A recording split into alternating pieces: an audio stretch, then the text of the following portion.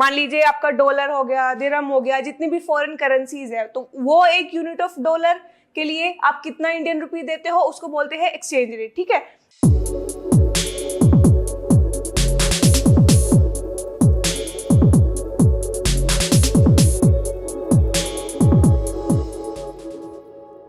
Good morning students, my name is Manu Malik and today I welcome you all to the Plutus family. So आज का जो topic रहेगा वो रहेगा what is exchange rate and types of exchange rate. Okay, so ऐसे तो आपने economics में काफ़ी जगह पढ़ा होगा exchange rate and types of exchange rate, but exchange rate basically होता क्या है? तो exchange rate होता है कि इंडियन आपको अगर फॉरेन कोई करेंसी चाहिए उसको लेने के लिए आप कितनी इंडियन करेंसीज दोगे, राइट? यानी कि 1 यूनिट ऑफ फॉरेन करेंसी के लिए, ठीक है, जैसे कि डॉलर एक फॉरेन करेंसी है, राइट?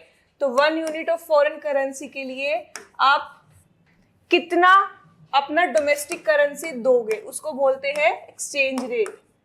ठीक है,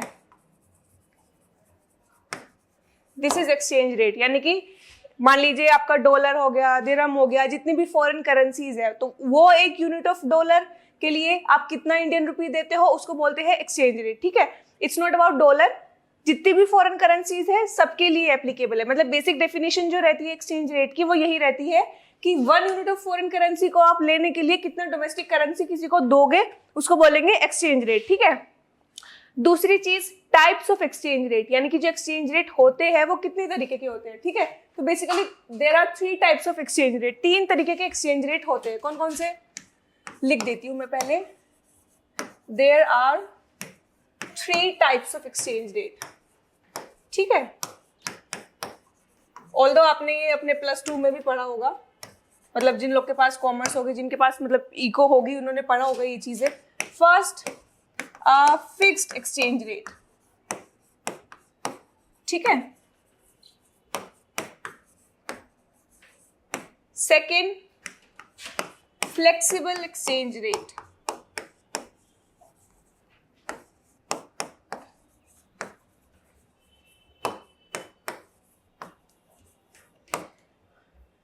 third, your floating exchange rate. ठीक है, तो ये 3 तरह के आपके एक्सचेंज रेट होते हैं जो आपको पढ़ने होते हैं अपने एग्जाम के लिए। First one, fixed exchange rate. Fixed का मतलब क्या होता है, यानी कि जो एक्सचेंज रेट का प्राइस है वो फिक्स है। एक्सचेंज रेट यानी कि $1 को लेने के लिए आपको कितना इंडियन रुपी देना होगा, वो जो अमाउंट रहेगा वो फिक्स रहेगा। ठीक है, तो इसको हम बोलेंगे, यानी कि प्री डिफाइंड रहता है। ये क्या रहता है? Pre defined. ठीक है, और इसको प्री डिफाइंड करता कौन है? Central government of India. ठीक है, यानी कि RBI. Pre defined by home? RBI, reserve bank of India.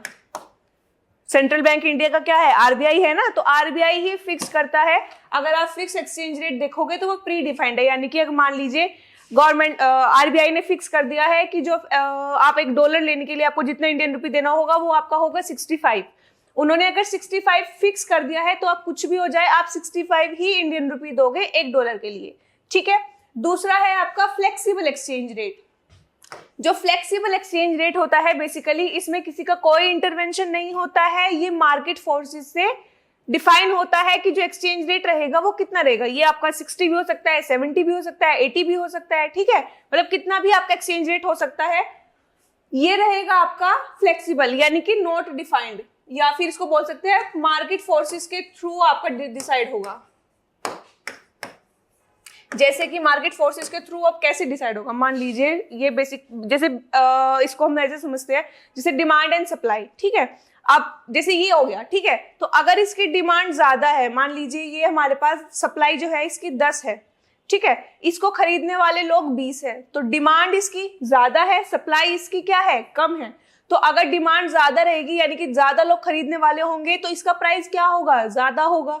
अब ऐसे समझिए, मान लीजिए डिमांड ज्यादा है किसी चीज की, ठीक है, उसकी सप्लाई 10 है, यानी कि कांस्टेंट मान लीजिए कि किसी चीज की सप्लाई कांस्टेंट है, ठीक है, और उसकी डिमांड बढ़ रही है किसी भी रीजन से, XYZ रीजन से। अभी हम वो रीजंस नहीं डिस्कस कर रहे हैं कि डिमांड क्यों बढ़ रही है, ये मान के चल रहे हैं हम कि हम ये समझने की कोशिश कर रहे हैं कि flexible exchange rate market forces से कैसे डिसाइड होता है। तो वही मैं आपको बता रही हूँ, मान लीजिए किसी चीज की डिमांड बढ़ गई और उसकी सप्लाई कांस्टेंट है तो क्या होगा, मान लीजिए यही हो गया। तो अगर 20 लोग एक चीज को खरीदने वाले हैं तो जो सेलर होगा, जो उसको बेचने वाला होगा, तो वो ऑफ कोर्स वो जो अपना प्रोडक्ट होगा वो किसको सेल करेगा, जो उसकी ज्यादा अमाउंट देने के लिए रेडी है, राइट। तो इससे क्या होगा, इससे प्राइस हाई हो जाएगा, राइट। अब इसका वाइस वर्सा लेके देखिए, ये मार्केट फोर्सेस हो गए ना। मार्केट फोर्सेस क्या होता है, मार्केट में बेस दो ही तो चीजें हैं, या तो डिमांड है या तो सप्लाई है। मतलब किसी को चीज चाहिए, किसी को चीज बेचनी है। तो डिमांड क्या है, किसी को चाहिए, सप्लाई क्या है, सेलर को अपनी चीज बेचनी है। तो अगर सप्लाई कांस्टेंट है या किसी भी चीज की सप्लाई कम है, उसको लोग ज्यादा डिमांड कर रहे हैं, तो उसका क्या होगा, प्राइस ज्यादा होगा, ठीक है। अब इसका वाइस वर्सा क्या होगा, दूसरा इसका सिनेरियो क्या हो सकता है कि किसी चीज की जो डिमांड है वो कांस्टेंट है। मान लीजिए 10 ही लोग हैं जो किसी पर्टिकुलर चीज की डिमांड कर रहे हैं, ठीक है। अब दूसरी चीज, उसकी सप्लाई है वो बढ़ गई है। कोई 10 लोग हैं जो किसी चीज की डिमांड कर रहे हैं और जिस चीज की वो डिमांड कर रहे हैं वो मान लीजिए 20 है, 50 है, 100 है, मतलब कितनी भी है, बट डिमांड से ज्यादा है, ठीक है। जितनी अभी डिमांड है मार्केट में उससे ज्यादा अगर सप्लाई है तो उससे क्या होगा, प्राइस उसके कम हो जाएंगे। क्यों, अब for example I am the seller, ठीक है। मेरे पास कोई चीज 20 यूनिट में है, ठीक है। उसको खरीदने के लिए सिर्फ 10 ही लोग हैं। तो यानी कि अगर 10 के 10 लोग भी वो यूनिट्स खरीद ले तो सिर्फ 10 ही यूनिट का स्टॉक में सेल आउट कर पाऊंगी। रेस्ट 10 यूनिट का स्टॉक मेरे पास ऑलरेडी मतलब रहेगा 10 यूनिट सेल होने के बाद भी। तो यानी कि सप्लाई ज्यादा है, डिमांड कम है। तो अगर मैं एक यूनिट को फॉर एग्जाम्पल 50 रुपीज में सेल कर रही हूँ, ठीक है, इन जनरल, ठीक है, और 10 ही लोग डिमांड करें, तो अगर वो 10 लोग बोले, मतलब ऐसा हो सकता है ना कि 10 लोग बोले कि नहीं नहीं 50 रुपीज बहुत ज्यादा है, हमें 50 में ये यूनिट नहीं चाहिए, ठीक है। तो मे बी मतलब देयर इज हाई चांसेस कि मुझे उसकी जो प्राइस है वो कम करना पड़ जाए। मैं 50 में ना बेच पाऊँ तो शायद मैं उसका जो प्राइस है वो 40 कर दूं, राइट। क्यों, क्योंकि उसकी जो सप्लाई है वो ज्यादा है, जो डिमांड है वो कांस्टेंट है, इसीलिए जो प्राइस है वो उसके क्या हो जाएंगे, कम। तो इसको बोलते हैं मार्केट फोर्सेस, यानी कि डिमांड और सप्लाई पे डिपेंड करता है कि जो आपका एक्सचेंज रेट होगा, यानी कि फ्लेक्सिबल एक्सचेंज रेट होगा, वो कितना होगा। फ्लेक्सिबल एक्सचेंज रेट मैंने क्या बताया, यानी कि किसी भी जो फॉरेन करेंसी है उसको परचेज करने के लिए आपको इंडियन करेंसी या डोमेस्टिक करेंसी कितना देना होगा, ठीक है। ये दो हो गए आपके। अब third one, floating exchange rate.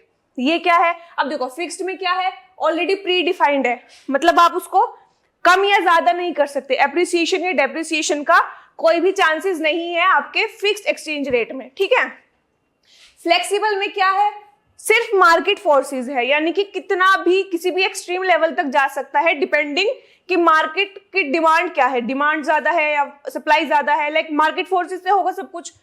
जो थर्ड है फ्लोटिंग एक्सचेंज रेट, इसका क्या है, बेसिकली ये कॉम्बिनेशन है, कॉम्बिनेशन ऑफ बोथ, यानी कि इसमें आपका फिक्स्ड और फ्लेक्सिबल दोनों के फीचर्स इंक्लूड है। कैसे, एक पर्टिकुलर डेटा तक, मतलब एक पैरामीटर तक चीजें सेट कर दी गई है कि अगर मान लीजिए जैसे कि सेट कर दिया कि डॉलर की जो डिमांड है, मतलब जो हम एक्सचेंज रेट रखेंगे, अगर वो 70 to 80 के बीच रहा थ्रू मार्केट फोर्सेस, मतलब थ्रू डिमांड एंड सप्लाई, अगर वो 70 to 80 के बीच रहा तो जैसे मार्केट फोर्सेस वर्क कर रही है वैसे ही करेंगी। लेकिन अगर 70 से नीचे हुआ या 80 के अबव गया तो फिर इंटरवेंशन होगा किसका, सेंट्रल बैंक ऑफ इंडिया यानी कि आरबीआई का इंटरवेंशन होगा उसमें, ठीक है।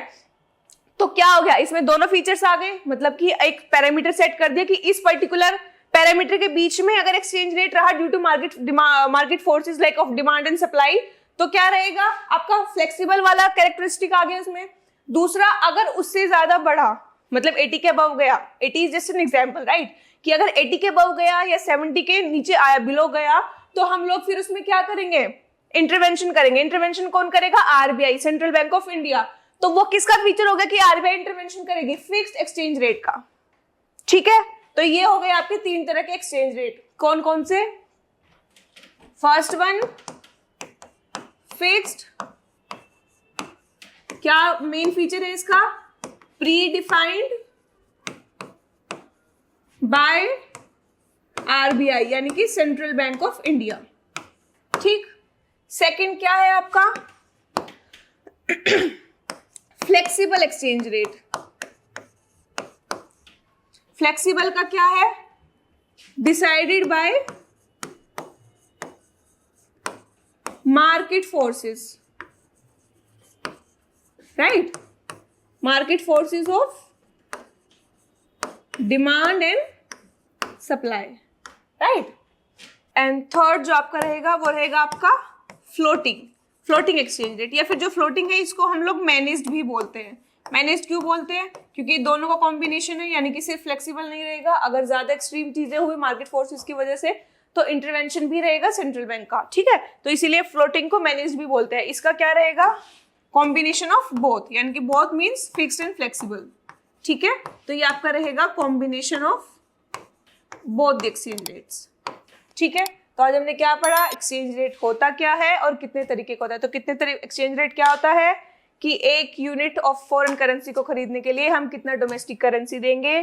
कितने तरीके के होते हैं? Fixed, flexible and floating. Fixed pre defined, floating market forces of demand and supply, and जो मैनेज रहेगा आपका flexible market forces of demand and supply, और जो फ्लोटिंग होगा कॉम्बिनेशन ऑफ बोथ यानी कि फिक्स्ड एंड फ्लेक्सिबल, ठीक है?